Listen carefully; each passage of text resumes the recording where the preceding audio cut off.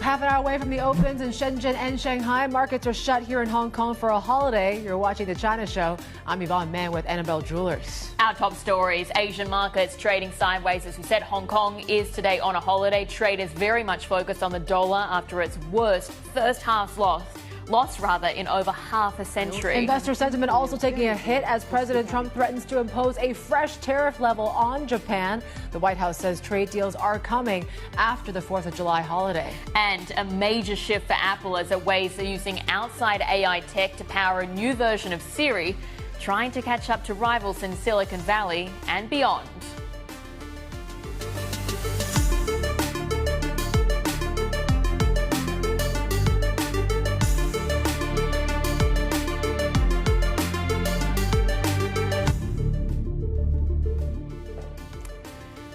Well, welcome to what is the first day of trading for the second half of the year, and really what it has been a start to the first 6 months of 2025. I mean, really, of course, started when President Trump entered office on January 20, but in that time since, it's been that big focus on trade deals. Will we see any sort of tariff war in place? We've seen actual wars, of course, in the Middle East, not only in Gaza, but also that 12-day outbreak of violence between Israel and Iran.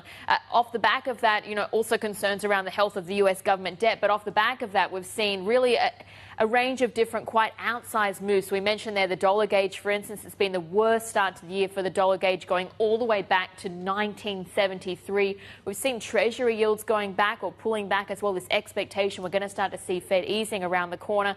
Again, also these concerns around the health of U.S. government debt have certainly been playing into dynamics. Softer oil, we've gone for Brent crude all the way down from around $72 a barrel to now $66 a barrel. So these are supportive factors generally for Asian equities. And so we actually have seen the results of that. The MSCI Asia Pacific Index up around 12% over this period. But these concerns that I just mentioned around government debt, around tensions, whether it's kinetic or whether it's also around trade, certainly set to play out over the remainder of 2025. So that is the state of play again as we head into today's trading.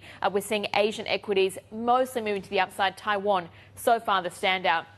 Actually, when you take a look at Taiwan, because we're moving 1% to the upside so far, there's really a key story that's, again, playing into this. Let's take a look at the Apple supplies, because this was a Bloomberg scoop that we had out from Mark Gurman, talking about the big move that Apple could be making in terms of artificial intelligence. We know Apple as a company, it prefers to do things in-house. Now it's looking at where are they sort of falling short? That's certainly in AI. Do they need to start bringing in external partners? And we're seeing, for instance, Anthropic could be one of the names that they ended up picking. So you saw Apple gaining. Again, that's playing out in the session so far today.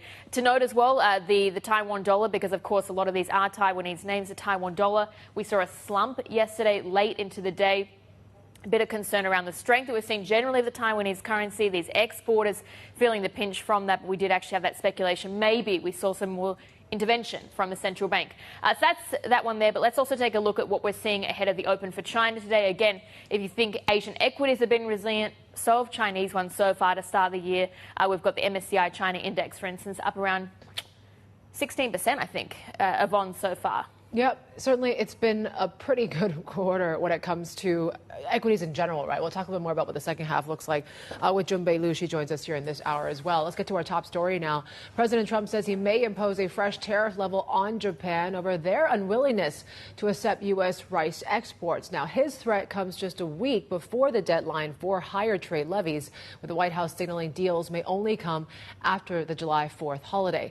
Our senior editor, Bill Ferries, joins us now with the latest. And Bill, Japan really was one of the major nations to really start these trade negotiations. And now you're hearing from Trump saying, look, they're just going to get a letter now on their tariff levels.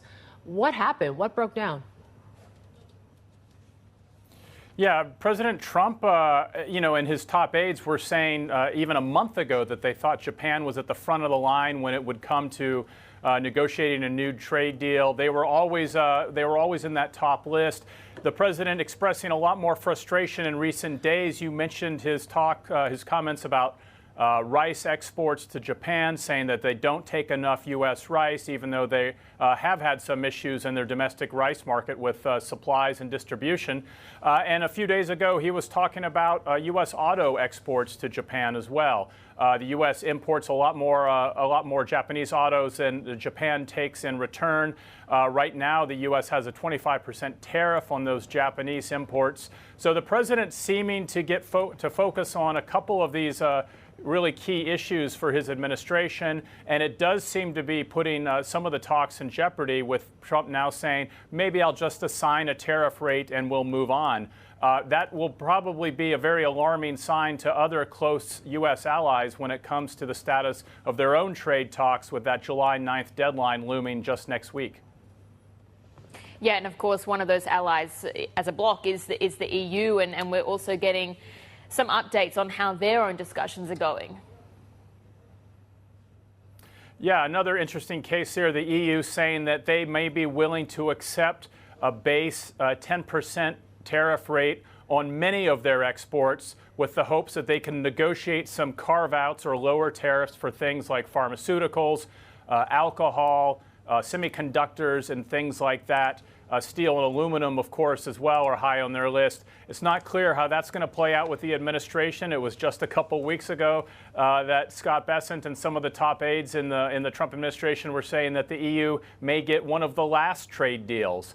But perhaps this flexibility on the EU side is a sign that they think some progress is being made. Again, July 9th has been the deadline looming for all these governments out there, and we're not seeing the 90 deals in 90 days that the administration promised at the start of this. We've only seen 2 deals so far, and they're really kind of framework agreements with China and the UK. So a lot of details still to be worked out.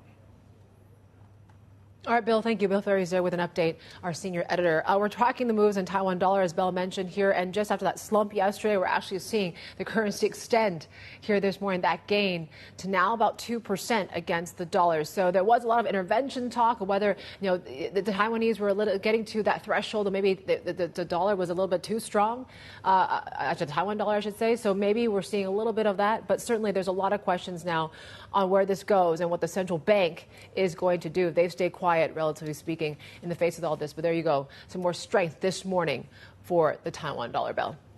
Yeah. Let's also move on, take a look at what's happening in the tech space as well, because Bloomberg's learned that Apple is considering using AI from the likes of Anthropic or OpenAI to power a new version of Siri. A Bloomberg Intelligence Global Head of Technology Research, Mandeep Singh, joins us from New York. So Mandeep, thanks very much for staying up late for us on this one. But this is a really big development. It's also a Bloomberg scoop. But what have we learned about this, and what would be, I guess, the intention here? Because we know Apple already has that perception that they're a little bit behind when it comes to AI. Yeah, clearly their Apple intelligence efforts have not resulted in the kind of traction you have seen with other vendors like Google, which also has their own operating system and, has integrated their own large language model with the Android devices. So with Apple specifically, look, the services business is a $100 billion line.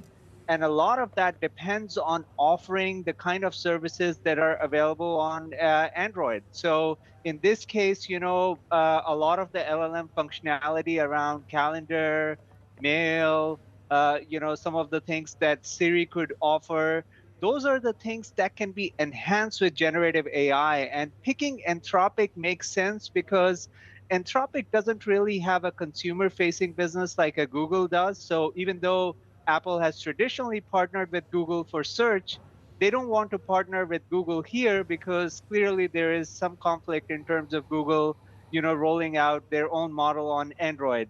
And that's where Anthropic, I think, is the story that's more obvious for Google to partner with. And OpenAI could be another option, but I think OpenAI does have their own hardware ambition. So that's where it makes logical sense that they're going with Anthropic here.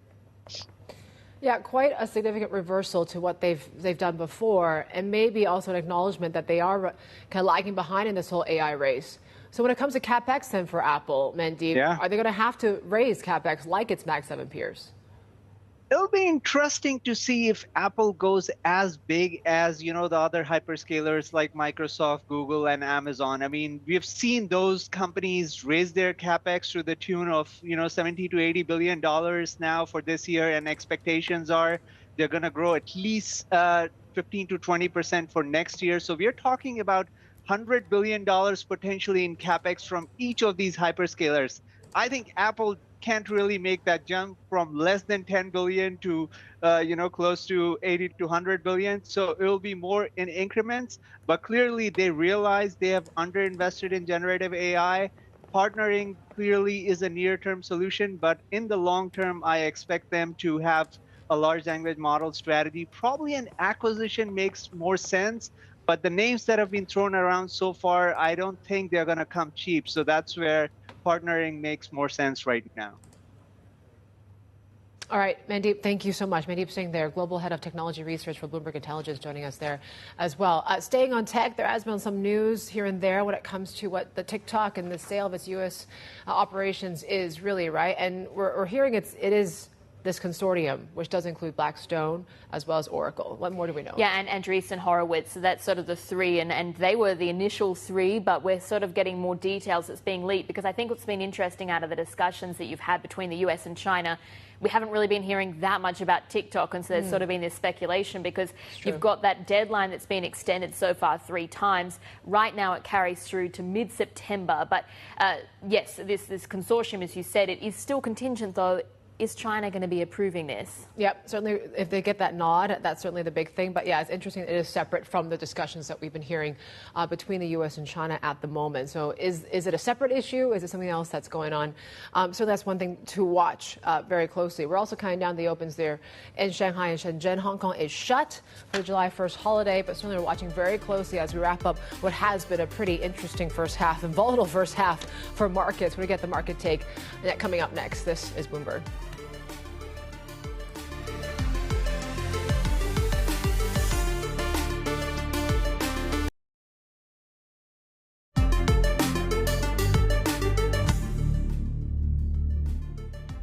All right, we're wrapping up what has been a pretty turbulent 6 months, but certainly ending on a pretty positive note when you take a look at how risk assets are concerned. You take a look at how Asian stocks are doing. The MXAP had the best quarter since 2022.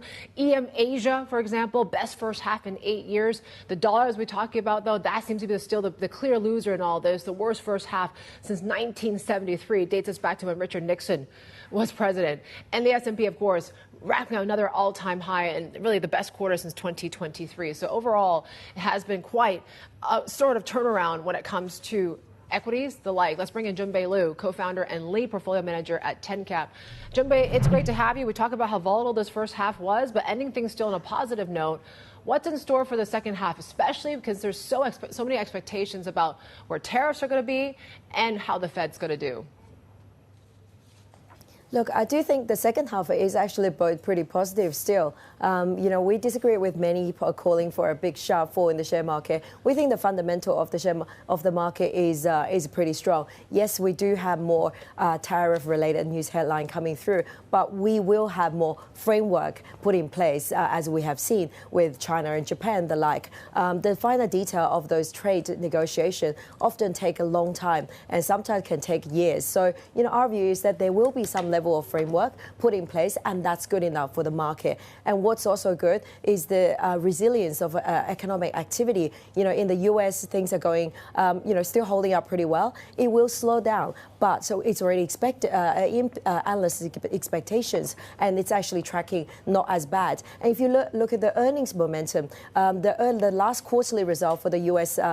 Companies actually has been incredibly strong. Of course, a lot of them led by the tech businesses and the like, hence why they've been the best performer. We do think that heading into the next 6 months, the analyst expectations pretty reasonable, and combined with a rate cut further down the track, this year, we do think the market looks pretty good.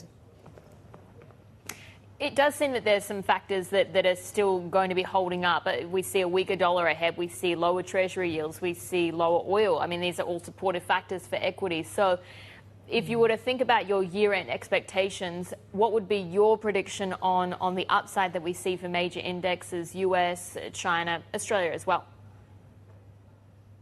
Yeah, that's quite interesting because I think for for most of the equity market, we do expect at least mid-single-digit return for Australia where we are, and for the US, we expect somewhere between the mid-single-digit return to slightly higher. With China, will be very, very interesting because it has performed very well, and the economic activity in the second half is expected to slow down. Now, of course, potentially there could be more stimulus to get announced latter part of this year, but we do think the growth rate will slow down with the tariff impact already with the 30%. And then also, in the last couple of quarters, we're seeing a lot of pull forward. So in terms of economic activity. So next 6 months will be interesting for China equity.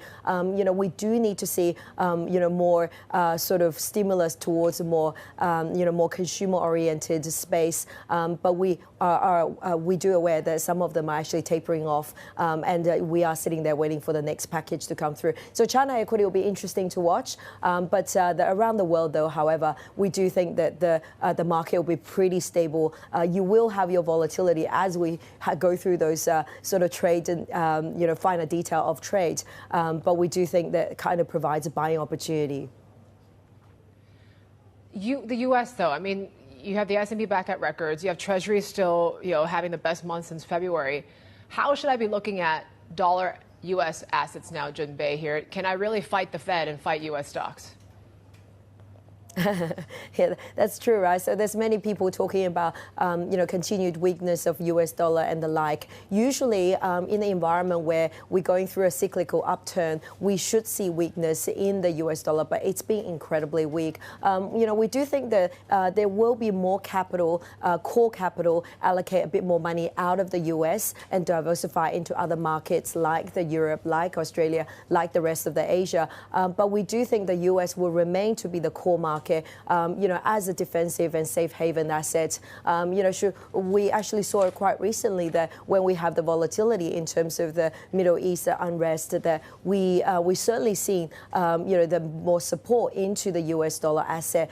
So our view is that it remains the most important asset in the world. However, on the edges, when people feeling a bit better around the rest of the world in terms of growth, there will be more money flowing into markets like the rest of the Asia and Europe. What are the downside risks or the possible downside risks that you're most concerned about? Yeah, look at with the share market these days, seems like there's always this tail risk, and suddenly they materialize. So of course, trade is by far a very, very important outcome. So our expectations there will be some framework rather than we go through the volatility or uncertainty that we saw early in the year. So that will be a big one. And also what's going to happen with inflation and the like. Now they're all doing the right thing. It's cooling off. Economic activity slowing down, hence why we have the rate cuts around the world taking place. Even Fed, we still got more to come this year, latter part of this year. But if we suddenly see a resurgence in inflation, then it becomes a problem. So far, with all the corporates we have heard from, none of them have passed through, price increase through because of the higher tariff. So we do hope that remains true. But of course, a lot will depend on what comes out of those trade negotiations. Yeah, it's interesting, right? You say things are looking pretty resilient for equities or even risk assets overall. What should I do with the havens then, right? All the kind of standouts this first 6 months, whether it was gold, even the yen, the Swiss franc. I mean, what do I do with those now for the rest of the year? Yeah, that's really interesting. I think many will tell you the gold will keep going higher. For equity market investors, we've been looking at the gold equity, which many of them still a little bit lag what the gold price has done. So, what a lot of allocation, our allocation has been looking at how do we benefit from high gold prices, which looks like will sustainably stay at where it is, just given how it provides as an alternative to dollar, very similar to why Bitcoin is running away as well in terms of the price. So look, we look for equities, how we can benefit from high gold prices. We're going a little bit smaller for companies that doesn't have long-term contract where they lock in the lower gold prices. You want to benefit from the current spot. So that's the area we're kind of looking at. Other safe haven, there's a lot of defensive sector. They have done very well, early part of the year. We do think the next 6 months, however, the defensive sector will be used as funder because as we get more clarity into a more smooth sailing in the next 6 months, not smooth sailing, but things getting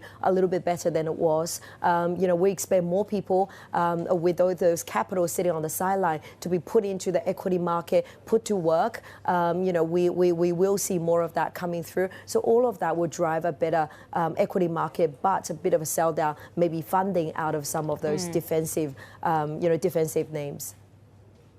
And just quickly, Junbei, we're also curious to know how you're going at 10 cap because you're 5 months now since launching the fund. But the focus was on Australian companies. Are you looking to expand that reach at all? And how's also the amount of AUM going as well, or growth of that? It's good.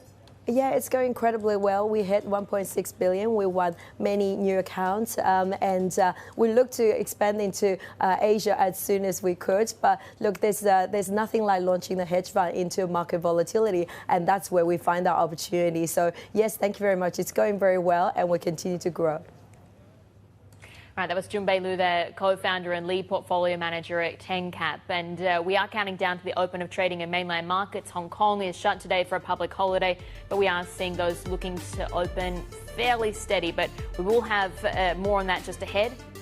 This is Bloomberg.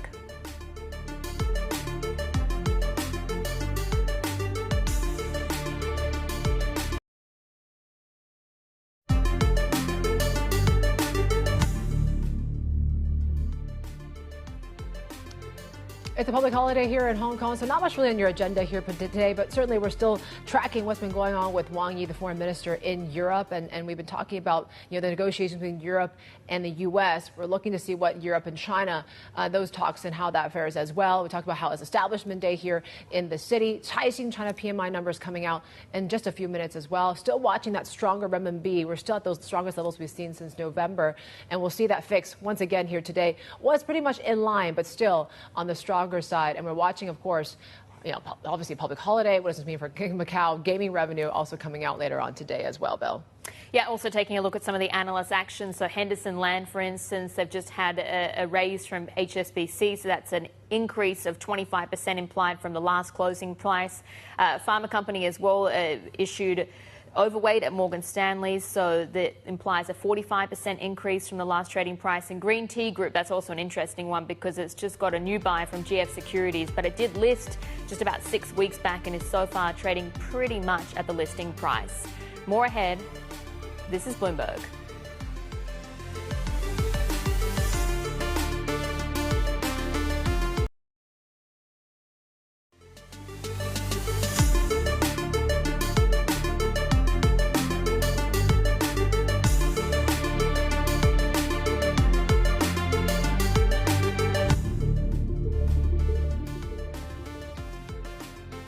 Welcome back. You're watching the China Show and we are counting down to the open of markets. This is the first day of trading for the second half of the year, and what a very volatile first half it has been as well. We have actually seen the MSCI China Index moving up around 16% over this time. It's certainly been a backdrop of course, ongoing trade talks, but also this rethinking around Chinese innovation because it's, of course, DeepSeek has been the company that also defined the start to the year. Yeah, and really shook the world, right? And certainly that is why we are seeing this outperformance when it comes to some of these Chinese equities here today. Hong Kong, of course, is shut for, of course, the holiday, but certainly one to watch very closely. But your mainland dashboard is looking like this here right now. When at the time when you're seeing, before we even reach that August deadline, there is some framework between U.S. and China, which, for some may have been a bit more of a surprise of how early we were able to get some sort of agreement in some ways. But yes, here we go. The framework is looking like this here right now. We're flat when it comes to equities here today, and watching very closely what goes on with the iron ore.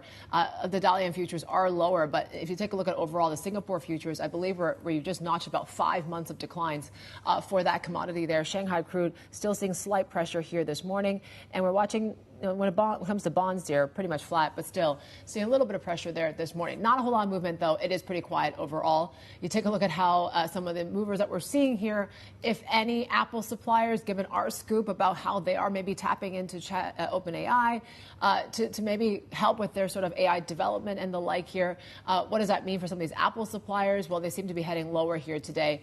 But yes, they are weighing using outside third-party AI to power Siri in what has seen as quite a reversal for the company. In terms of energy stocks, we're also watching that as well. So the Asian renewable space are facing some headwinds here as Republicans in the U.S. are debating a bill right now that does ramp up President Donald Trump's assault on wind and solar power. So there is a bit of a sell-off there when it comes to Trina. Solar, for example, down 1.5% as well. But there's a lot of talk about this whole dollar and where it goes, right? The dollar, the Dixie basically had the worst first half since 1973 at a time when, it's quite pivotal, right? When you did see Nixon was in office, that was when they actually depegged from the dollar from the price of gold. I mean, it just shows to show that, there's still a lot of concern. If stocks can get back to all-time highs in the U.S., if treasuries can actually catch a bid again, but the dollar still keeps going the opposite direction. And that's despite the fact that we have Fed cuts being priced in, and despite the fact that we're getting to see more of these trade deals being more materialized. Yeah, and I guess that points to what we hear from a lot of different analysts on this topic. It's a structural change that we're seeing for the greenback as well, and it's also this broader question around the role that the dollar plays as the global reserve currency. But it's not just around trade, it's not just about the Fed, it's also concerns around the health of the fiscal balance in the US. And on that point, I mean, the Senate version, for instance, of the current tax and spending package is going to be looking to add more than $3 trillion to the U.S. deficits over a decade. Yeah, and take a look at what your WCRS shows you, right? It's dollar against some of the major currencies for this year to date. It's basically weakened double digits or 10% or more from some of these major currencies, right? The euro certainly has been the standout here as well. Taiwan dollar, certainly we've been talking about for weeks now. Japanese yen in the mix of all this as well. So where does it go? What are going to be the drivers for the dollar moving forward here? Let's bring in our MLive strategist, Mark Cranfield, to walk us through the first half that we had for the dollar. What do you think is going to be driving the dollar moving forward now, Mark? Certainly, Federal Reserve policy will be right up there. People will be looking very closely to see when the Fed is going to cave in and give President Trump the interest rate cuts that he's been asking for so frequently. Obviously, that fiscal policy question that you mentioned there, because if this bill gets passed and the U.S.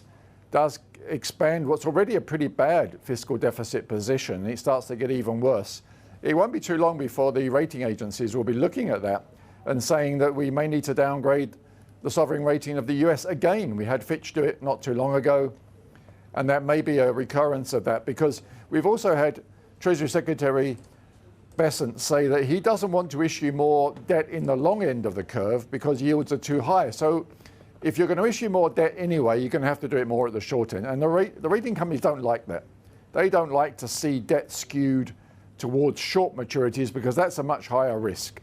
That means that you're very vulnerable to changes in short-term yields, and you're squeezing too much issuance into a short space of time. They much prefer to see it spread out nicely over a long period of time. So it's all very well saying you don't want to issue long-term debt, but you may be forced into that position if your fiscal position is deteriorating. The markets will latch onto that very quickly. They don't need the rating companies to tell them the situation is getting worse. They will take it into their own hands. And the easiest way for macro traders to express when they're unsure or losing confidence in the policies of a country is to sell the currency, in this case, the US dollar. So what you've seen in the first half of the year could easily be replicated in the second half if the US allows its fiscal situation to deteriorate and at the same time pushes for the Federal Reserve to lower interest rates. Yeah, and actually I do need to mention on that point, Mark, we've actually just had an ex-post from Ray Dalio of Bridgewater Associates just in the last few minutes, and he's saying that there needs to be a bipartisan solution to address the US debt bomb. He's saying that Republicans and Democrats need to understand that reducing the deficit by having both sides essentially chip in a little bit. So that's really the top red story right now, which points to the concerns around this. But I want to also get your outlook for Chinese equities, because I was just taking a look at the MSCI China Index and how it's performed going back over the past decade. In the third quarter, it usually declines around 2%. I mean, what's your sort of outlook for the trading period for the next 3 months? Well, the Chinese equities have just been given a gift as a byproduct of what we were talking about with the US dollar. The euro is at its strongest level against the Chinese currency for more than a decade.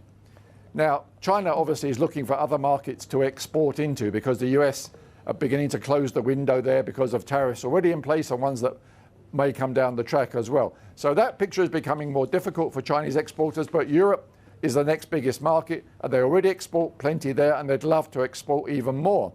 Well, when the Chinese currency is so attractive to European-based buyers, obviously that gives them a leg up as well. So you've got this, it may be a bit overextended in the short term, but when the euro against the Chinese yuan is more than 8, that's a very, not just a good number in terms of from the Chinese point of view, that it has those ramifications, but it means that the yuan is genuinely weak and attractive for European buyers. So that gives an advantage to Chinese companies. So there may be reasons why you would think that the Chinese rally may stall a bit, even though the stimulus is continuing domestically, but they are gaining advantage in the currency world because the central bank in China has been holding their currency back. It is not gaining as quickly as other major currencies.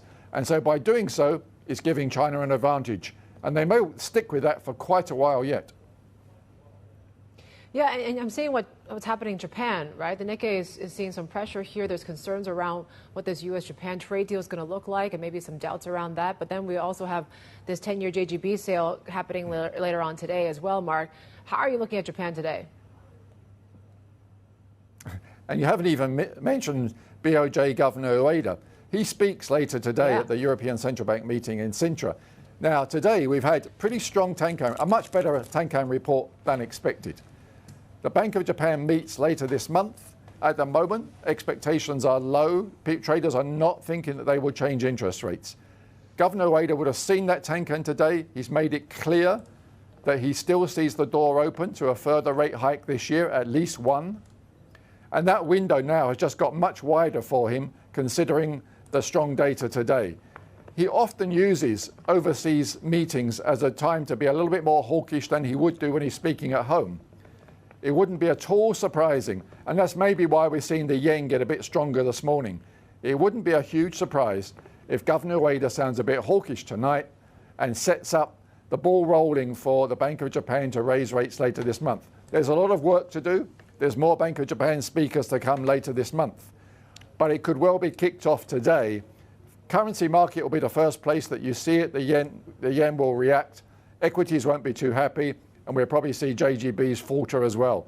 But suddenly, that Tankan report has made the Japanese markets much more exciting this week than they may have been otherwise. Mark, that was our M-Line strategist there, Mark Cranfield, joining us from Singapore. And just in the last few minutes as well, we've had some lines crossing the terminal relating to Thailand. This relates, of course, to the ongoing political turmoil that we see. The Premier, the 38-year-old Premier Paetongtarn Shinawatra, has been resisting calls to resign over a leaked phone call. The latest that we have right now is that the Thai Prime Minister Paetongtarn has reshuffled her cabinet. She's going to be overseeing the Culture Minister. We have a new Commerce Minister, as well as a new Interior Minister. So that is some of the latest. But of course, it's a very pivotal day in Thailand because on Tuesday, we have the Constitutional Court deciding whether to accept a petition seeking Paetongtarn's ousting. And then a separate court as well is set to begin a trial of a decade-old royal insult case, against her father, as of course Thaksin Shinawatra. Yep, so 2 legal cases that we have to look for in the next coming days and months and so certainly we'll see how this whole reshuffle kind of squares with all this that's going on here right now. Let's get to the latest now when it comes to the U.S. and trade. U.S. Treasury Secretary Scott Bessent says Fed officials appear, quote, frozen at the wheel when it comes to rate decisions. Speaking to Bloomberg, Bessent also discussed the search for the next Fed chair and whether he'd consider the role himself. I will do what the president wants, but I think I have the best job in D.C. We're making a lot of progress with the president's leadership. Think about it. We are going to have the tax bill on his desk by July 4th. We're going to be wrapping up the trade talks. So I think we've had great momentum, and we will be working on Chair Powell's successor over the coming weeks and months. You had mentioned that an announcement could be as early as October or November, and Powell's term ends in May of 2026. How is the street supposed to navigate between that announcement time and the time between the term being over for Chair Powell? You were the one, I want to remind people, that had brought up the idea of a shadow Fed chair prior to the election. Is a new appointee supposed to be considered that shadow Fed chair? Well, not necessarily. We'll see. There's a seat opening up, a 14-year seat opening up in January. So we've given thought to the idea that perhaps that person would go on to become the chair when Jay Powell leaves in May, or we could appoint the new chair in May. Unfortunately, that's just a 2-year seat. So ultimately, do you think that there could be some confusion? Well, I don't see why there would be confusion, because obviously there are people who are currently at the Fed who are under consideration.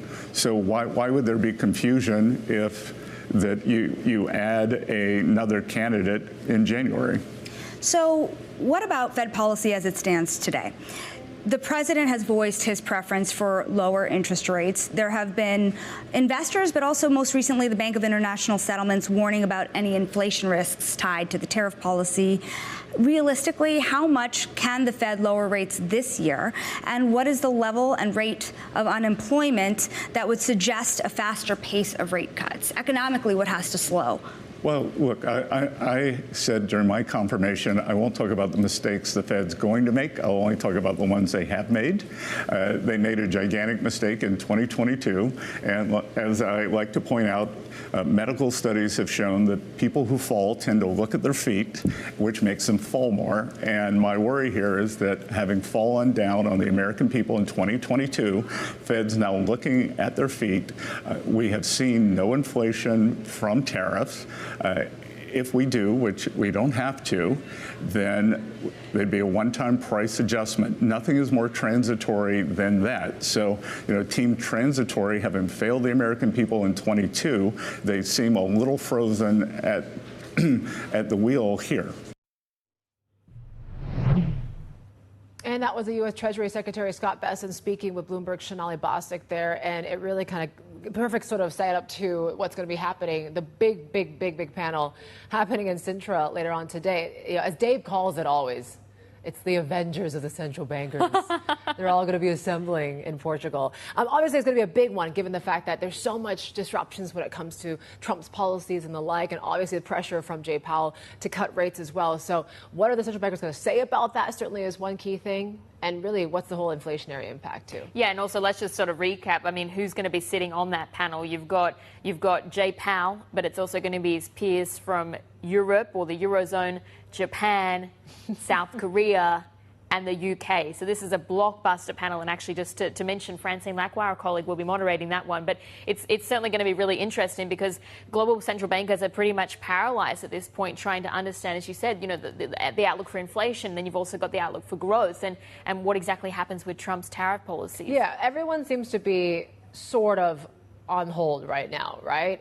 The ECB, I mean, they delivered their cuts, right? They're not ready to do any more for now. BOJ certainly. They're widely expected to hold, as Mark had mentioned, and the BOK also is insisting on acting cautiously. So everyone is just kind of waiting on the sidelines to see how these trade deals are going to fare and really what comes out with that after July 9th. Certainly that's going to be the big thing here. So, and the debate around the Fed still, right? When you have, is it going to be July or September? And Goldman really kind of added to that whole discussion overnight when they also upgraded, or at least changed their next the Fed cut bet is going to be more September now versus December too. So That's still being priced in. Yeah, and I think actually we've got a really nice piece out this morning taking a look at the outlook, but it also references a bit of a look back at what happened in 2024.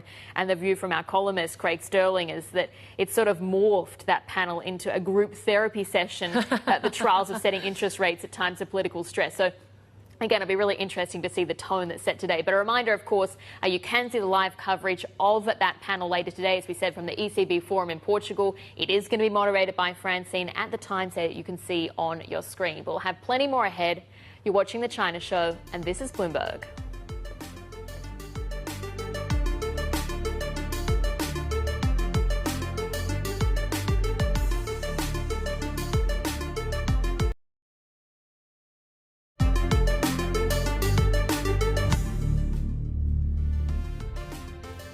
All right, we're just getting some data crossing through on your Bloomberg when it comes to the Caixin China manufacturing numbers. So that PMI coming in better than expected at 50.4.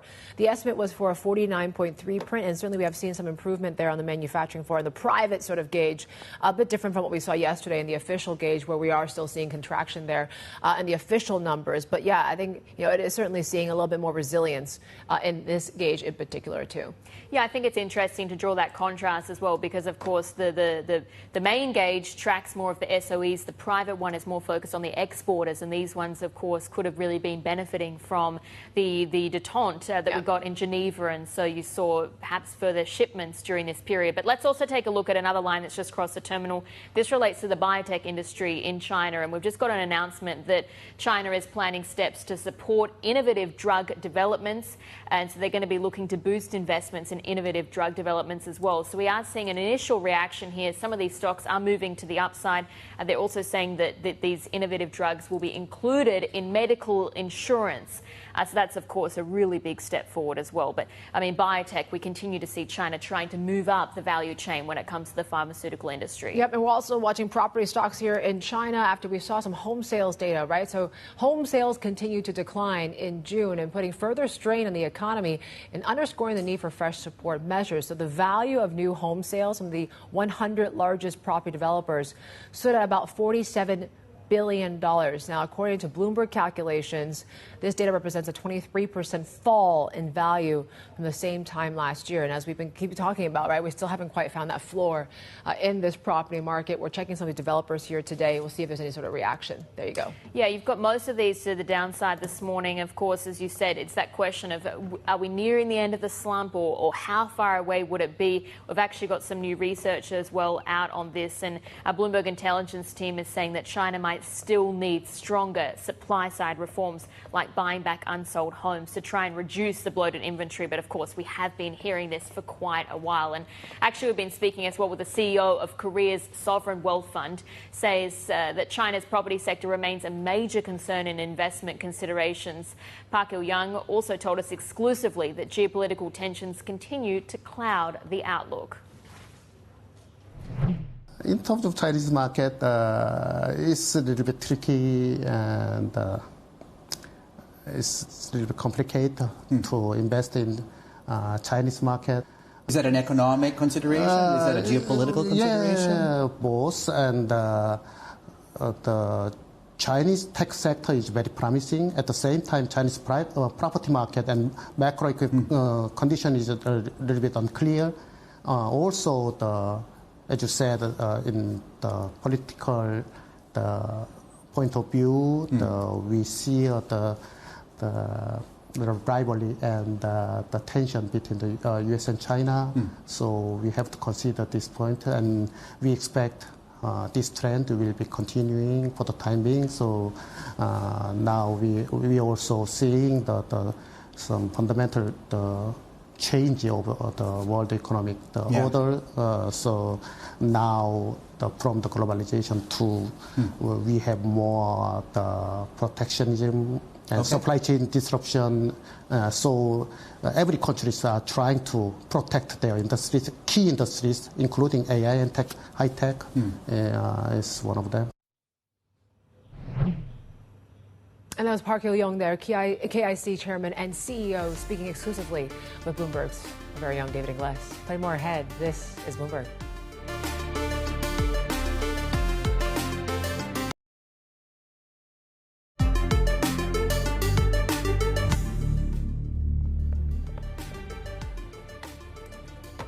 All right, well, welcome back. We talked about it's a public holiday here in Hong Kong as we mark Handover Day, obviously, for July 1st. And we did kick off the day with, there was a flag-raising ceremony, as we always see. There was a fly pass as well. We got some great pictures that show you what happened there near the Bohemia Square in Wan Chai.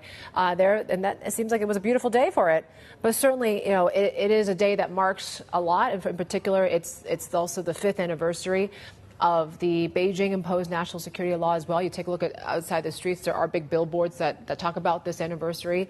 And coming at a time when, there's a lot of questions about the Hong Kong economy, just given the fact that China really hasn't been quite strong enough for them to actually, in some ways, support the economy as most had thought would.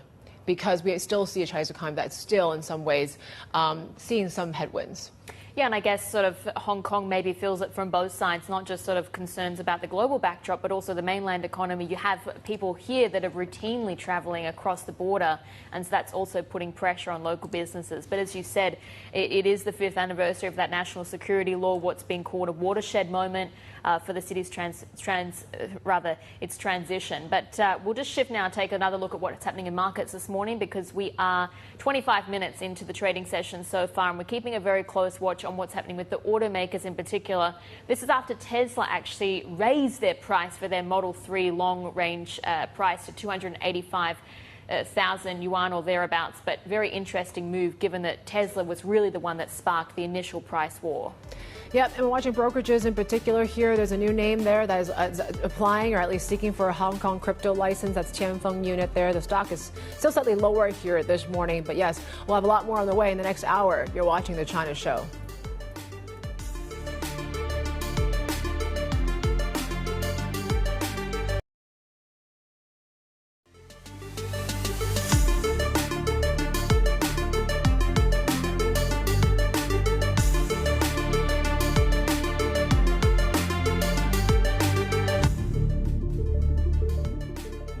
Welcome back to The China Show. Here's a look at the CSI 300 a half hour into the session, and we basically are coming off some of the lows, but we're pretty much flat.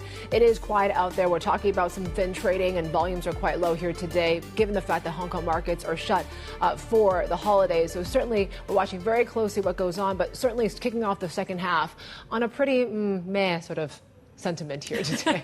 Yeah, meh, I think kind of encapsulates it pretty nicely. I also think it's really interesting to just contrast sort of the last day of the second quarter into the first day of the third quarter, and both days are really focused on trade, but very different sentiment. So yesterday, for instance, there was optimism that, for instance, we had Japan that was extending, or the trade delegation extending their stay in Washington. Our sources were telling us that India was doing the same. And today, it's concerns that President Trump, what he's saying about Japan, and now Japanese equities are on the back foot.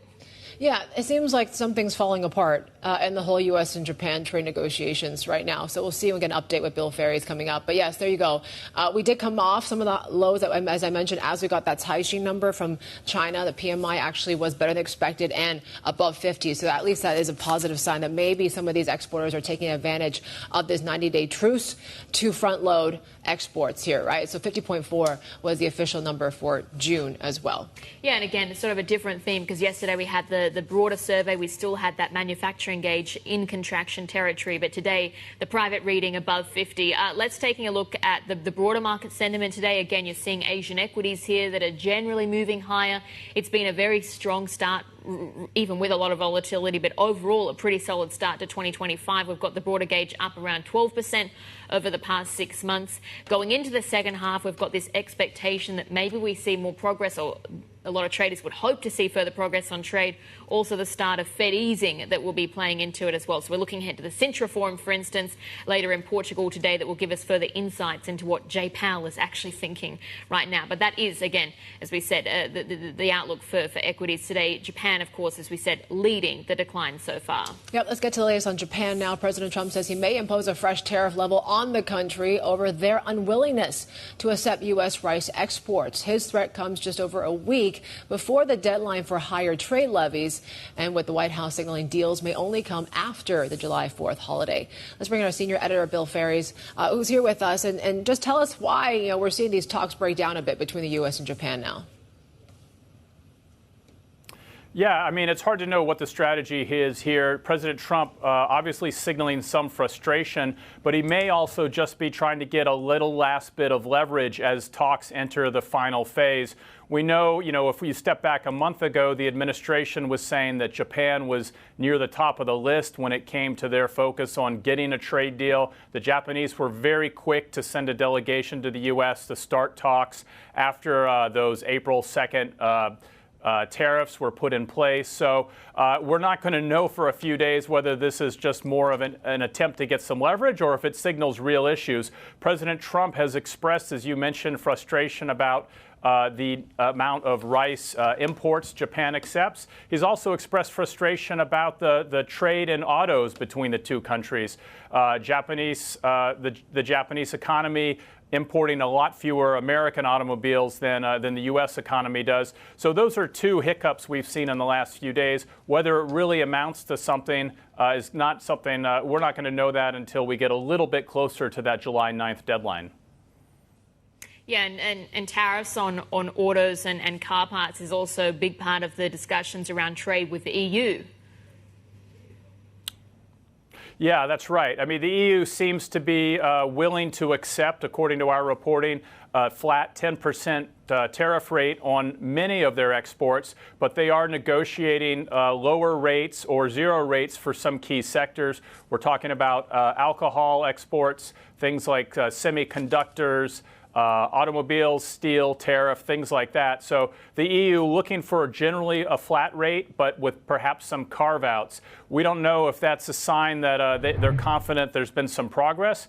Just a couple weeks ago, you had Trump administration officials saying that the EU may be one of the last major economies to get a trade deal. Now it sounds like they're working on some pretty specific details. So I think there's a lot of uncertainty. That glide path to July 9th, that deadline, is definitely going to be quite bumpy in the days ahead. What about the days ahead for the tax bill? Because this is causing a lot of infighting, I think, to say the least, amongst Republican Party leaders. That's now trying to be exploited from the Democrat side as well. But just give us some insights on that. Yeah, so we've had about more than 12 hours of amendments being offered on the Senate floor so far. There's not really a light at the end of the tunnel. Democrats trying to get Republicans on the record as voting against some key things like cuts to Medicaid, cuts to other social welfare programs, cut to clean energy, carve-outs, things like that. But really, the fight is, as you suggested, within the Republican Party more than anything. We know that the Republicans can only afford to lose 3 votes to get this bill passed.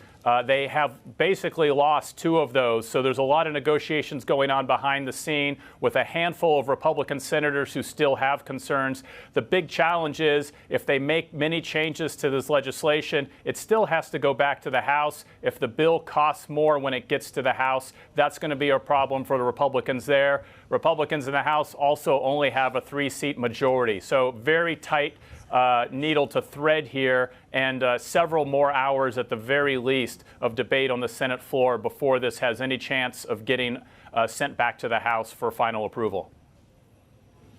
Yeah, and actually, Bill, just as we've been speaking here, we've had some updates relating to that sticking point around agriculture with Japan, because we've got the Japan Chief Cabinet Secretary Yoshimasa Hayashi speaking in Tokyo, and he's saying that Japan won't sacrifice agriculture in the trade talks, even though he's saying that he won't comment on the rice import remarks from President Trump in particular. But just recapping those, President Trump is threatening to impose a fresh tariff level on Japan, citing the unwillingness of what he sees of the unwillingness of Japan to accept US rice imports. But that was our senior editor, Bill Ferry's there. Thanks so much for your time this morning. And Yvonne, I mean, we're going into the second half now, and it's really that big focus on some of the big dynamics we've seen. But if you had to pick out one, you'd have to say the dollar has been very, very close. This is where I guess traders have put the sledgehammer on, and how to express all the tariff uncertainties, the budget deficit uncertainties surrounding the U.S., right? Because you take a look at how stocks are doing in the U.S. We're back to record highs. You take a look at how treasuries are doing. They're pricing in Fed cuts. In some ways, the dollar continues to be hit in the face of all that, right? And you take a look at what we're seeing, we basically wrapped up just a 6th straight monthly loss on the Bloomberg Dollar Index. That's the longest losing streak we've seen since 2017. Look at the Dixie as well. We talked about the worst first half since 1973. So certainly the superlatives are there, and it seems to suggest that there are still signs that there is traders leaning more towards weakness in the dollar. You just talk about the Fed pricing and the shift that we've seen the past couple of weeks, given how some officials are leaning more dovish. You have the likes of Jan Hatzius from Goldman Sachs saying, look, just given the Fed pricing and the repricing that we've seen, they've also adjusted their next Fed cut from December to September. That could reinforce more dollar weakness moving forward as well.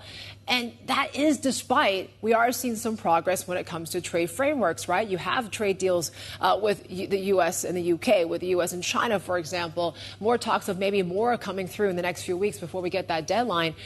And yet we're still seeing people willing to sell the dollar, right? You take a look at how some of the CFTC data is looking like right now, and it's still looking pretty bearish. In fact, you look at how it pairs out.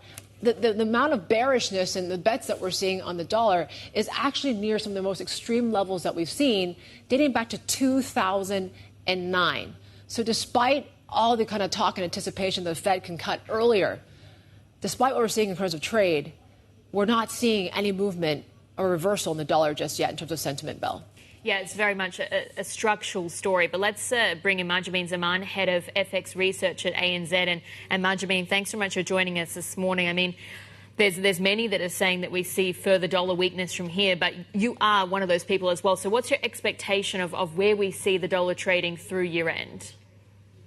Look, I think into year end, we see the DXY at 95, and end of next year, which is 18 months from now, we're looking at a 92. To really echoing what you're just saying, we see a structural decline in the dollar, and there's just a whole host of channels for where we see dollar weakness coming through. And how you obviously look at the G10 space. I think the euro has been a really standout as a beneficiary of this dollar weakness. How much more to go when it comes to the euro now? Look, I think we're looking at 120 into year end and 124 into next year. And look, I think a couple of drivers around the euro, right? I mean, it's been trading like that safe haven currency, which the US dollar traditionally used to be. And I think they've swapped roles there. But broadly, I mean, we have also sort of seen a little bit of that, the ECB governor coming out to kind of bless this strength, because the question is, euro has strengthened a lot. How much further can it go? I mean, you think about European financial conditions maybe tightening and all of that. But look, so far so good. I think, the commentary that we're seeing from the European zone is really that this is an opportunity, not a threat in terms of the euro moving higher. And at the same time, when we look at the historical levels for the euro, I mean, broadly in the last 2 decades or so, the euro has spent more time above 120 than below it. What about the Japanese yen? Of course, another big component of the dollar basket. And just this morning, for instance, we had the Tankan survey coming out. It showed some confidence among the larger manufacturers. So it certainly keeps the heat on the BOJ. But what's your thinking there? Look, I think the Tankan today showed a pretty positive surprise on the manufacturers front. So sentiment is holding up. And I think that's a function of where the dollar yen has really been trading over the last 3 months or so. And it's really been around that 144, 145 mark, which is still, if you look at, a longer term where dollar yen has been, it's really on the weaker edge of things. So maybe, supportive for the exporters there. But, at the end of the day, you could also argue some of that front running of tariffs could have helped sentiment as well for businesses. For Bank of Japan, we continue to expect 2 more hikes. We saw long run inflation expectations remain above 2% in the Tankan, and the CPI numbers kind of validate that as well. But, I think the next hike that we expect in October is pretty much there. But I think the risk only that we see is really coming back to those trade negotiations, which you spoke about. Look, I think if there are complications there, we don't get a deal, next week, and if that continues to get extended, then, if growth comes into question for Japan, it's then going to be a little bit hard for Bank of Japan to raise rates when, let's say, growth dynamics seem to start weakening, if this policy uncertainty continues. And can you what sort of scenarios are you gaming right now when it comes to the trade negotiations and what could come out by July 9th? I mean, if there's a risk of no trade deals, or if the risk of, what are some of the scenarios that you're fearing for the dollar? And if we do see some sort of bid in the dollar, is it time to actually fade it? Look, that's a great question. Look, from where we stand today, it really seems like markets are pricing in some sort of negotiated deals for some countries, and then for the others, maybe an extension into a couple of months. Of course, we have China coming up in August. But I think the risk events here, or the bigger risk event here, is absolutely no deal. We get, either a resumption of Liberation Day tariffs. I think commentary has come out from the administration that those high levels are not going to be seen again. But again, no deal is probably a risk event where you're going to see probably a risk off and see a much weaker shock to the dollar there than we expect already. And then, of course, we get big trade deals all around. You will see dollar rally there. And I think that's going to be fading, because at the end of the day, the U.S. economic momentum doesn't look great. Fed independence is at question. And there are a whole host of other question marks around the U.S. fiscal agenda as well. So I think all of that is really pointing to a weaker dollar. So we would be looking to fade any rally. Got the censure forum coming up later today as well, and you're going to be hearing from the central bankers, from the Fed, from the Eurozone, Japan, Korea, the UK. Collectively, what sort of tone are you expecting them to strike? Look, I think it will be quite diverse. I think, from the Eurozone, if anything, I think market will be looking to see what the Eurozone or the ECB side of things say, rather than what Fed or Bank of Japan commentary is. Because when we look at Bank of Japan, recent speak has really been pretty cautious, and again, highlighting the trade uncertainty, which could be a risk for further hikes. And then on the Fed side of things, again, very stable. I don't think the message would be any different, data dependent. Of course, we get labor data out today. But on the European side, again, recent commentary has reinforced the idea that the central bank is not going to push back against European appreciation. And in fact, they look at it as a vote of confidence into European stability. So I think that's really, if we see more commentary like that coming out from ECB, then I think that's probably going to take euro to where we are thinking would go a little bit higher, more conviction there. And Mahjabeen, I'm taking a look at Fed pricing, and markets seem to be pricing in maybe a Fed terminal rate about 3%. Right now. Do you think it's likely that, the Fed will cut below this level in some way? And what does it mean for term premium right now? Things have stabilized a little bit, but should we see any more scope for yields to kind of head lower from here? Yeah, look, I think yields are reflecting, again, low inflation expectations. They're also expecting a slower growth environment in the U.S. on the long end side of things, and that's probably what has brought yields lower. At the end of the day, we've also seen Treasury Secretary come out to say that they're now going to start issuing more on the T-bill side of things rather than the long end side of the curve, and all of that in combination is supporting long end yields coming off. In terms of Fed expectations, look, we're expecting a total of 3 rate cuts, 2 this year and 1 more next year. I think that's pretty fair. I think there will be less room on the monetary side for them to go much lower unless you want to go below neutral, because if you go aggressive on the monetary front, then you have risks of inflation coming up again. And I'm not sure if that's what the Fed is ready to be exposed to once again. Mahjabeen, thank you. Mahjabeen Zaman, their head of FX research, joining us from ANZ. We got plenty more ahead. This is Bloomberg.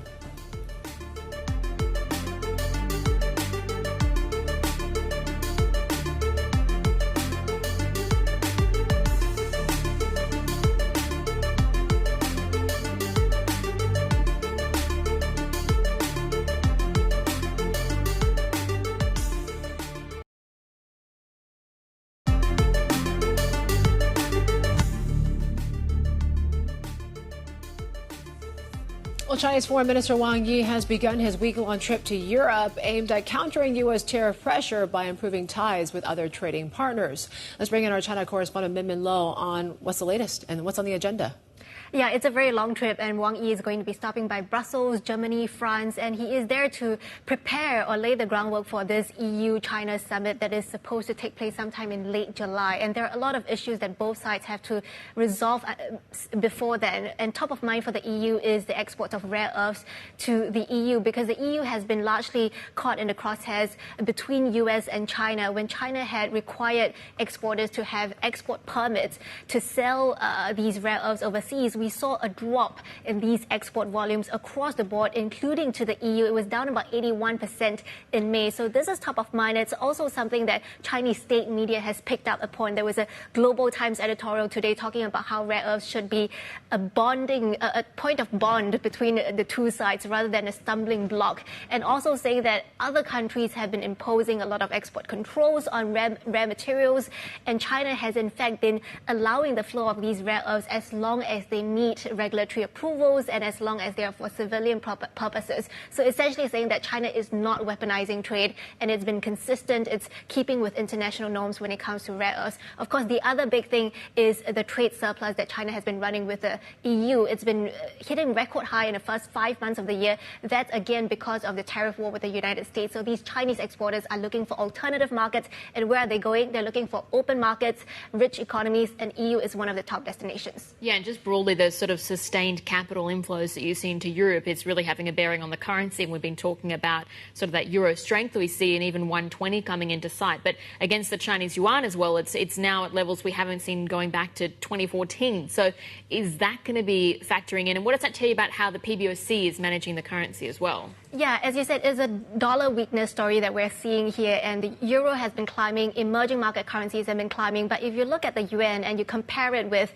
its peers, whether it's the Asian currencies or it's the EM currencies, the yuan hasn't been rising as fast as the rest. So it shows you that the PBOC has been managing the pace of this strength of the yuan. Of course, it brings a lot of advantages for Chinese exporters. It makes it more attractive to sell to the eurozone, but again, could be a sticking point with European officials. But also, if you look at this chart, courtesy of Mark Cranfield, you can see that the last time we saw this strength of the euro against the yuan back in 2014, soon after that, you see a surge in Chinese equities. The CSI 300 just goes up after that. And this trend, we could be seeing that maybe in the next few months, a surge in Chinese equities as well if the trend continues. Yeah, it was making the point that sort of the conditions are ripe for further upside from here. But that was China correspondent Min Min Lo joining us there. And coming up, we're going to be hearing exclusively from the head of the Korean Sovereign Wealth Fund on why it's actually still confident in US treasuries, despite concerns over the state of US fiscal coffers. We'll have more ahead. This is Bloomberg.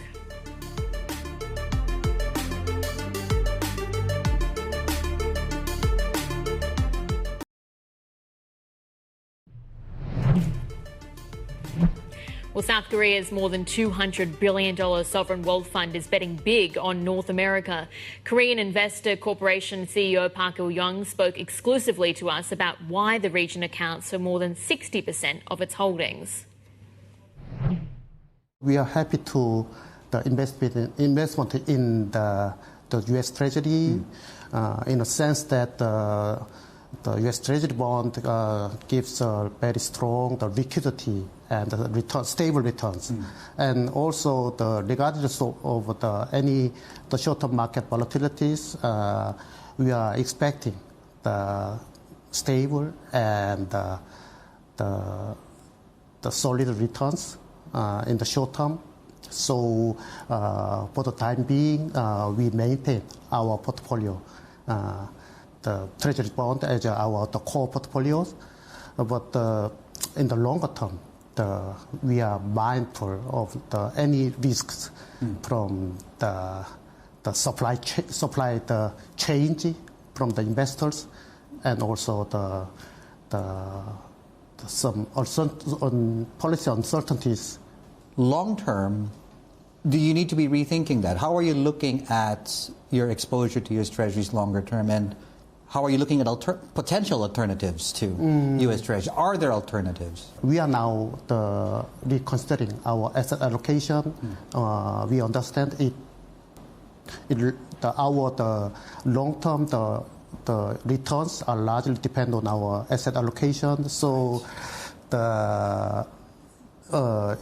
among the fixed income investment, we are also interested in investing the credit, and credit bonds and other structural bonds, along with the U.S. Treasury, and also more fundamentally, we are now considering to our asset allocation between the fixed income, the global equity. Do you see alternatives to public fixed income? And would you be looking to increase your weighting into things like private credit, for example, and private lending? And what role do you see that part playing in your portfolio? Actually, though, we just start with the investment in fixed income in 20 years ago. Now we diversified our portfolio to the alternative investment, including, as you said, private equity, and real estate, private credit, and the infrastructure. So we believe the alternative investment will be our core asset in our portfolio in the longer term. So we plan to invest continuously, very and steady.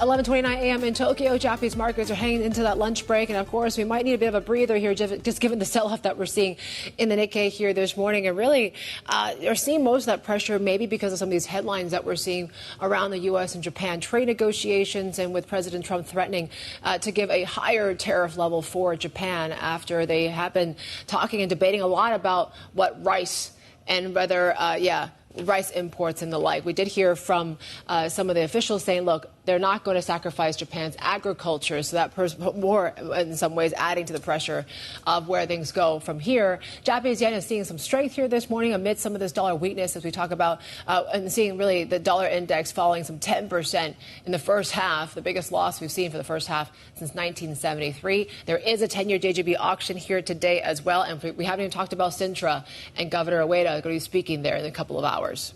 Yeah, going to be really closely watching his comments, especially because you had that Tankin survey out earlier today, really showing some confidence among the larger manufacturers and putting more pressure on the BOJ.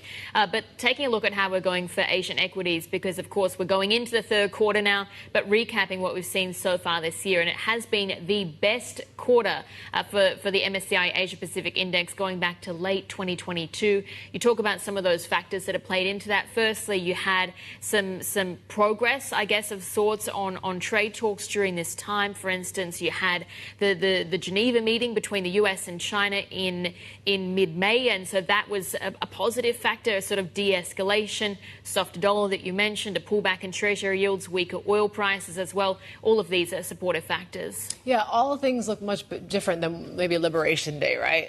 So things are looking a lot more resilient in the face of all that here. And we are wrapping up a pretty decent quarter when it comes to not just the MXAP, right? You talk about how the S&P as well, best quarter since 2023, and we're back to all-time highs for that one already. Asian EM stocks as well did post its best first half in 8 years. So we're talking about a 13% gain in the first half. How is MSA, ex-Japan going to look like? There are a lot of questions on what the outlook is going to be. Let's bring in our senior Asia equities reporter, Abhishek Vishnu. He joins us now from Singapore. So quite an outperformance when it comes to Asia EM. What does the second half look like to you? Well, our reporting has suggested that returns may be limited if you look at seasonality, if you talk to some market participants, and if you look at the events that are lined up. But, there is other side of the coin as well. I mean, look, like you said, this is like the biggest decline in dollar index in like 50 years or something, right? And, you're seeing emerging equities also closing a pretty nice first half, climbing all those worries. What climbs worries are bulls. Bull markets climb worries, right? Not bear markets. So it's a glass half full, half empty. But as we go into the second half, yes, fundamentally, if you look at long-term drivers like earnings and valuation, there are limited returns in the offing.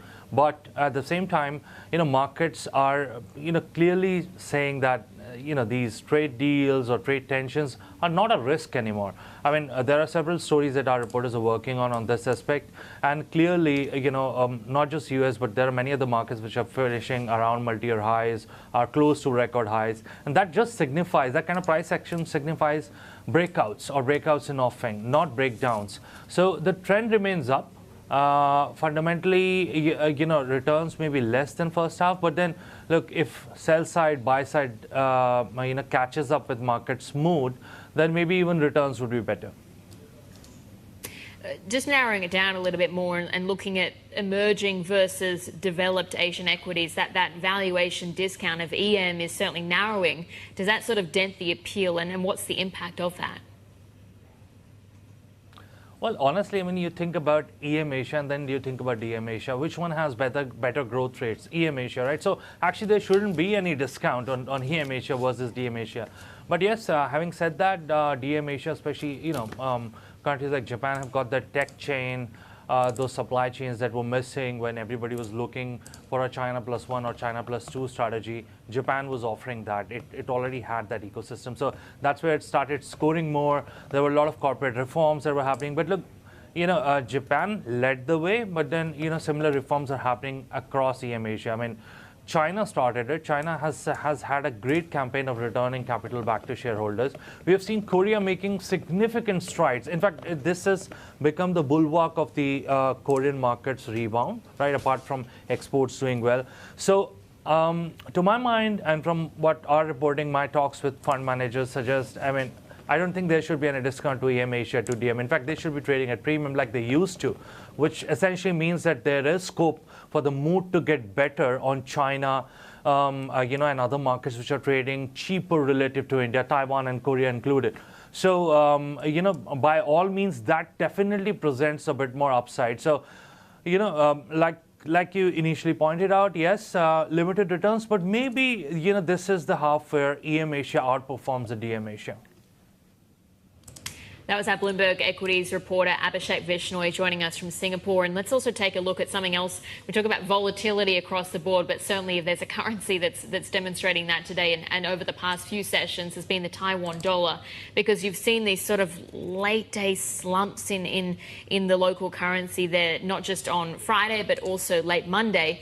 Today in the session, though, it's been a bit of a reversal. So we've seen a surge of more than 2%. So it's really that key question. Are we seeing greater intervention once again from the central bank there? But let's get more on this now.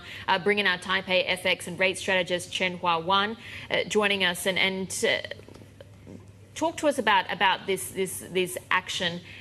And particularly on the Taiwan insurers hedging for FX volatility, it's still at its lowest in years. So why is that the case?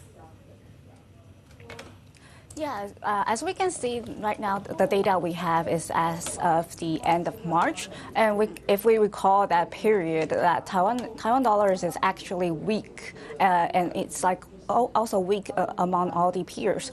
And it's also really stable, not like the opposite from what we're seeing right now. So the lifers that then think that, it's actually more reasonable to cut down their hedging ratios to a very low point. So, and also on top of that, we can see that the hedging costs has already been higher than the usual level. So it's really reasonable for them to do that, and it is also like risk is under control, and also like the cost. They can reduce the cost, so it's actually a benefit for them. But as we see like entering May and now, so we all see like a very big swing in the currency. So it's definitely not the case right now. As I attended a few of their earnings calls back in May, late May, so some of them has already confirmed that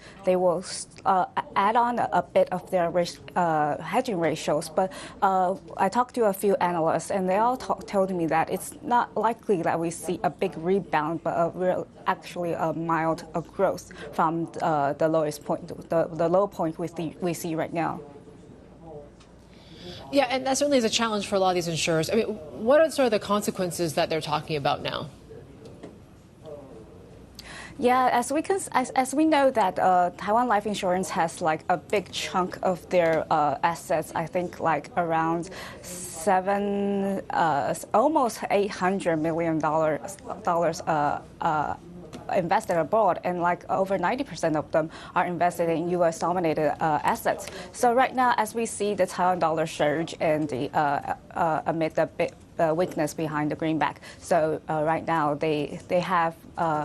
they're facing that the value of their assets is actually shrinking. So they have to kind of like report the losses, the paper losses on their monthly reports, and that kind of shakens the market confidence in the companies. So more on that, I mean, what are authorities exactly doing here? Yeah, as we can see, like yesterday, we saw like a very dramatic turn in the Taiwan dollar. Yeah, so that's actually, we've been talking to a lot of traders on this, and it's actually believe that the central bank is behind this and helping them to report, to have their semi-annual report to have a better figure on this. And also the financial regulators has eased several rules of them to, they have a bucket of reserve to that they can offset the currency losses. But right now, into this year, they have it's almost wiped out from the currency surge we see right now. And so they're easing tons of rules for them to use another bucket of money and put it into to offset their loss and basically making their figures to look better and maintain the market confidence in them for not face a crisis and stuff. All right, Changhua, thank you. Changhua Wan there, Taipei FX and rate strategy reporter there. Obviously, there's been a lot of talk about this dollar weakness, and Taiwan certainly has felt it, especially as these insurers as well. We got plenty more ahead. This is Bloomberg.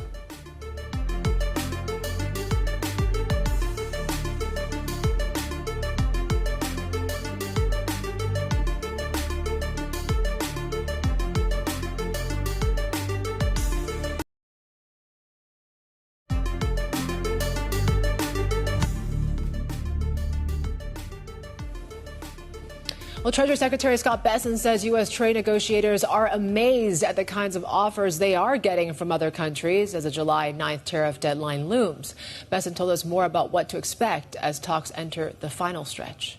There's going to be a flurry going into the final week as the pressure increases. What can you tell us about what's coming out of those deals? Are they inked deals or are they negotiations for future deals? Well, what I can tell you is that the staff level, whether it's at Treasury, at USTR, at Commerce, people who've been around for 20 years are in amazement, and they're saying these countries are coming with offers that they can't believe. So in terms of bringing down tariffs, non-tariff trade barriers, we're leaving aside currency, the financing of the labor and capital in an advantageous way. All these countries are pulling back. So you've said that trade negotiations could be wrapped up by Labor Day. How should investors and nations be thinking about that July 9th deadline? And could that be pushed back to avoid going back to those April 2nd tariff rates? Well, that's going to be up to President Trump. And I'm not going to tell any country. We have countries that are negotiating in good faith, but they should be aware that if we can't get across the line because they are being recalcitrant, then we could spring back to the April 2nd levels. I hope that won't have to happen. We have seen no inflation from tariffs. If we do, which we don't have to, then there'd be a one-time price adjustment. Nothing is more transitory than that. So, Team Transitory, having failed the American people in 22, they seem a little frozen at the wheel here. That was the U.S. Treasury Secretary Scott Bessent there speaking with Bloomberg's Shonali Barsek. And it's not just that question around how tariff negotiations are going with a range of different countries right now. You've also got other gyrations on Capitol Hill, and this very much relates to the tax bill and Republican Party leaders trying to overcome their own internal divisions, the way that Republicans or Democrats rather are looking at amendments and also ways that they can exploit those divisions. But a very interesting post from Ray Dalio this morning on X, and he's saying that essentially both sides need to work together because the concern here is also the amount of money that tax bill is going to be adding to the overall deficit. I mean, you're talking about more than $3 trillion there. So he's got a solution for this. He basically says it's a U.S. deficit/debt bomb problem. And he basically says, if you want to deal with this sustainably, you need a bipartisan mix of tax revenue increases and also spending decreases. So this is a message, of course, to Republicans and Democrats, of course, as they continue to debate what's been going on the Senate floor here and as they try to rush to try to get that bill through before the July 4th holiday. Yeah, so certainly, of course, some political instability there, but moving it a lot closer to home this morning because we are also talking about what's happening in Thailand, and the Prime Minister there has reshuffled her cabinet as she fights for political survival. The country's constitutional court is set to decide today whether to accept a petition seeking Paetongtarn Shinawat's removal. Bangkok Bureau reporter Patpicha Tanaka Sambipippat joins us now. Patpicha, I mean, what is Paetongtarn exactly hoping to achieve with these cabinet changes? Yes, Annabelle, the cabinet changes today is a way for Paetongtarn to hold on to power while her fate is set to be decided by the Constitutional Court. The court today we will see today whether the court will accept a case filed by a group of senators alleging that she had violated ethical standards over a phone call that was leaked by former Cambodian leader Hun Sen. And the petitioners have asked the court to suspend her from prime ministerial duties. And if the court does suspend her from duties, her appointment as a culture minister will still save her a seat at the cabinet and give us provide us more government stability. And what happens then if Paetongtarn gets suspended by the Constitutional Court? If the court does decide to suspend her from duties today, that will raise big questions about government stability and probably prolong a period of political uncertainty. In the immediate term, her Deputy Prime Minister Phumtham Wechayachai will step up as acting Prime Minister, and as I said earlier, she will still have a seat at the cabinet as Minister of Culture. But here's the catch: if the court does accept the case, then we may also need to start looking at a scenario where we might need to have a new prime ministerial vote, because let's not forget that Paetongtarn herself also came into power after her predecessor Sethar Thavisin was removed from power by the same court over an ethics violation case much similar to this one last year. So we've got the local benchmark there, or local stock exchange, opening in just the next few minutes. But what's been the reaction so far, and also what are investors saying about this ongoing crisis? The ongoing crisis so far in the past month has weighed heavily on Thai equities, adding further risks for foreign investors who have already sold more than $2 billion worth of Thai stocks so far this year. And as you mentioned, the SET index has slumped by more than 22% this year and is now the worst performer among major markets globally. All the uncertainty around whether the court will make a decision today and what that decision may be, and also coupled with rising prospects of political unrest during this period of political turmoil, will weigh on investors' mind and likely trigger more sell-off of Thai stocks. And also this comes at a very bad time for the government, which already has had investors worried about its struggles to boost economic growth and handle tariff talks with the U.S. All right, Patpicha, thank you so much. Patpicha Tanaka Sambipippat there, our Bangkok Bureau reporter with the latest. We got plenty more ahead. This is Bloomberg.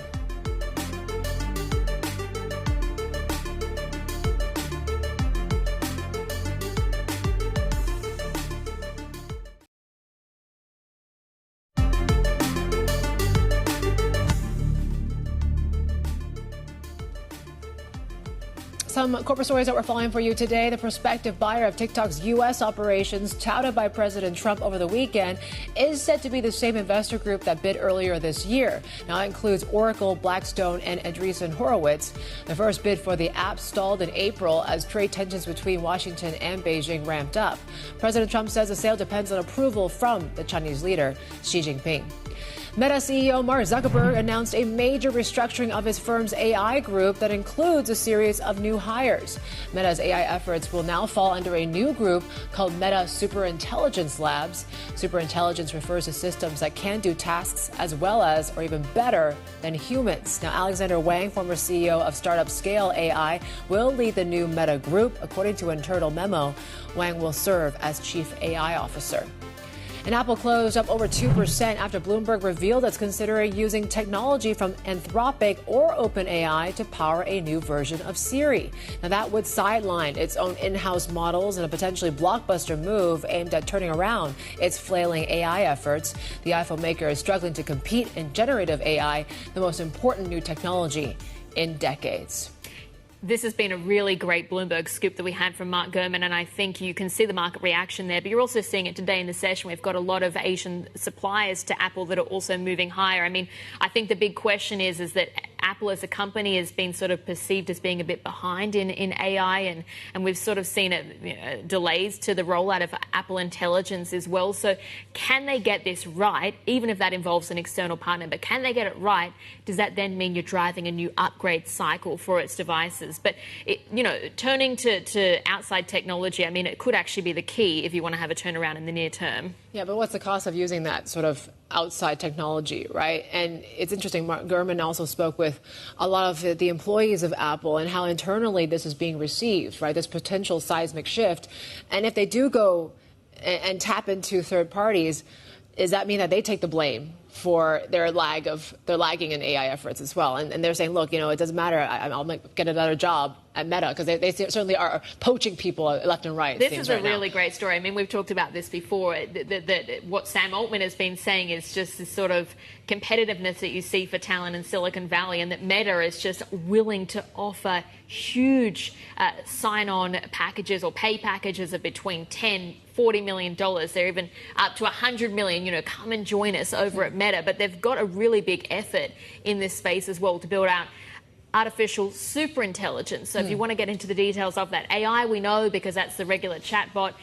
AGI, that's when you're moving to cognitive abilities that can resemble a human. ASI, or artificial superintelligence, I mean, you're going beyond what any human can do. And that's not just on the IQ, it's on the EQ. I mean, it's very ambitious, but I guess putting that front and center of their name, MSL, or Meta Superintelligence Labs, tells you exactly where their focus is headed. All right, I'm still wrapping my head around AI, and you're telling me about superintelligence and whatever else is, yeah. But certainly it's very interesting, this little battle for talent. And the key question is Apple really finally going to be playing catch up and acknowledging that they need to actually find maybe external help in all this as well? And does that mean a more ramping up of CapEx for the company like its peers? Market check, let's take it right now. We're taking a look at power stock because it's hot, not just everywhere, but also in China. They've been talking about the scorching heat wave and really what does it mean for the electricity, and these power stocks are certainly powering through here today. I mean, they were talking about maybe close to 40 degrees for some parts. The eastern China, I think we're recording about 35 to 39 degrees Celsius, I should say. That's about 100 degrees Fahrenheit, I think, if you're from the U.S. But just goes to show it is hot out there. Yeah, don't really get me on the degrees to Fahrenheit conversion. That is a very difficult one. But yes, exactly, it's hot. What else is hot right now is the crypto space, and we're seeing a wave of different brokerages that are applying for licenses, Chinese brokerages to be licensed essentially to offer crypto trading, and you've seen some really big moves in this. The latest is Tianfeng Securities that could be applying for this or looking for that license in Hong Kong. Of course, crypto trading is banned in mainland China, but another way that they're trying to, I guess, find a new revenue stream, given the traditional securities just so competitive. Yeah, and certainly we saw the likes of Guotai Junan just a few weeks ago, just surging in the back of this news here. Interestingly enough, Tianfeng, that brokerage is down some 3%. That's it for us here in the China Show. Insight with Haslina Amin is next.